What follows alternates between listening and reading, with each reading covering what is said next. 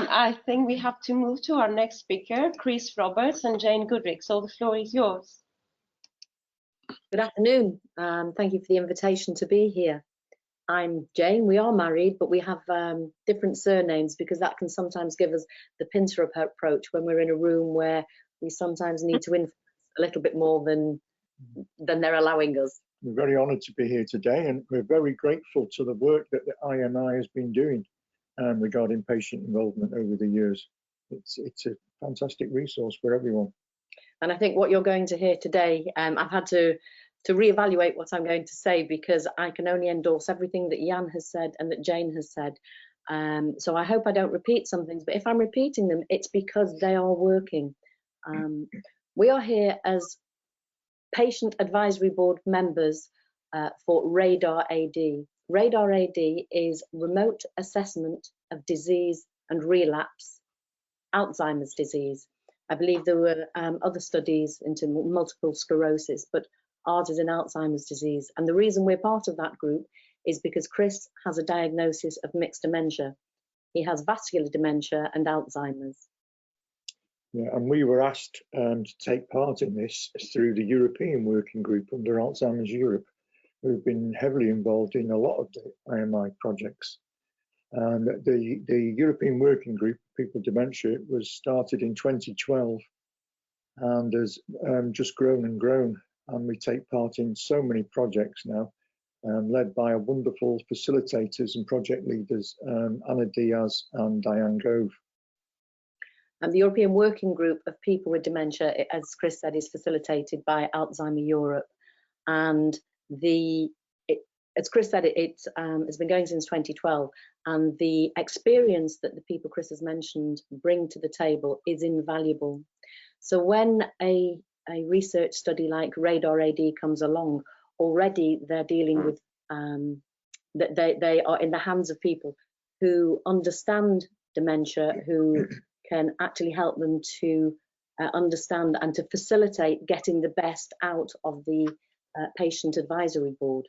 RADAR was about the project itself. It's about using modern technologies to look at people's daily lives and to try and find through clinical things and psychological things during the following with modern technologies such as wearables and cameras and watches, and try and find biomarkers to let people know that they are starting to develop Alzheimer's disease, because the earlier you can find this out, the earlier you can have a diagnosis, the earlier that you can start treatment, the earlier you can start researching about it. It's so helpful to find out earlier, and that's what RADAR's about.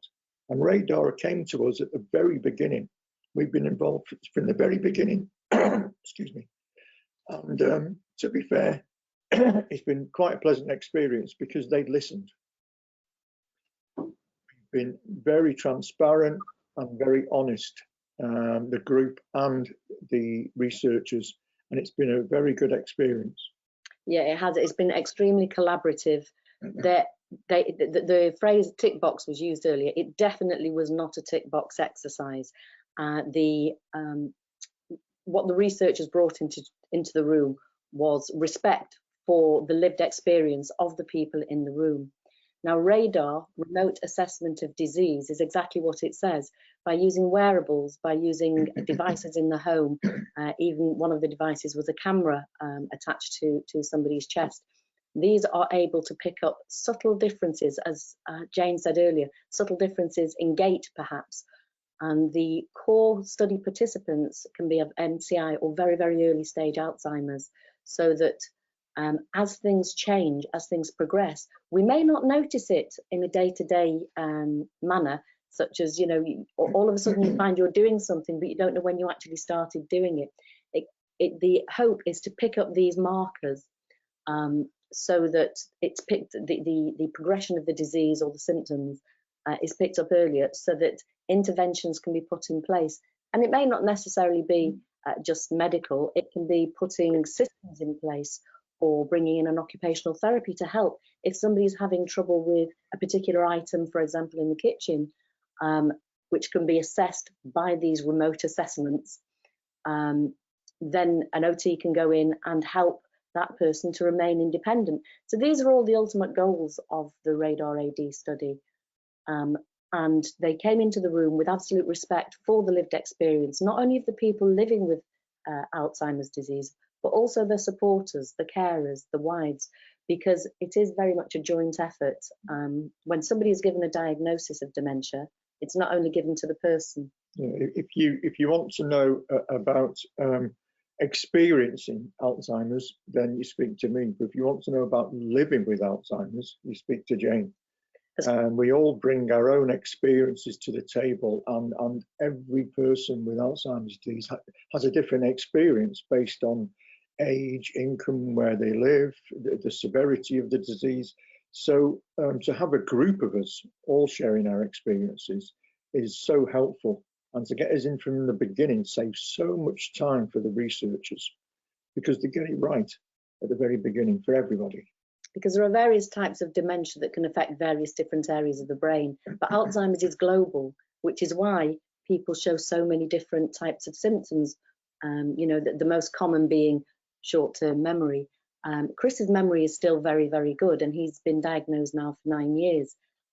Memory is not his biggest issue. It's processing, it's doing other things, it's reading, it's writing. He can't write, but he can type on an iPad. So it's putting these things in place to support us. But that's what Radar AD aimed to do. By coming and speaking to the people with the condition and the disease, we managed to change some of their original ideas. They brought wearables along, and we said, you know, yeah, that's very nice, but I wouldn't wear that because I'm a woman and I want something smaller and a little bit less chunky. Other people say, no, I absolutely love that one. So they realized that one size does not fit all, which we all know. They listened to what we had to say. They changed their the way they did things. We've been very involved when they've had paperwork. You know, they put the protocols out, or the supporter information sheets. The ethics. They've sent them out to the advisory board for our to read through it and say, actually, that's jargon, or you've repeated yourself. Because what you're putting these information sheets out are to ordinary people with no medical background. Put it in the language that they understand. Make it accessible. Make it accessible. And so you can say that that's not specific to the Alzheimer's disease community. No, it's not. But it works for everybody. Make the information accessible, but particularly for the Alzheimer's community, because there is such a wide range of unmet needs, different needs, which Radar AD team have really, really looked at. The more that we understand, the advisory groups, about what the researchers are trying to do, the more we can help them.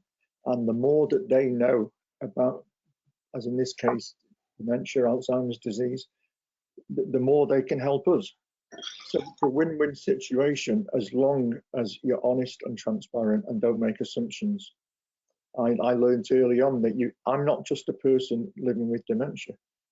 I had a life before, and I still have a life now. People assume that you're just a person living with dementia. You could have been a judge, a doctor, a researcher. So these are the assumptions that we shouldn't make about people, about patients, that they are also people. And how we found the project has been very beneficial for us is it has given Chris value again. It's given us both value again. It's also given us hope, because in the beginning, when Chris was diagnosed, we didn't have hope.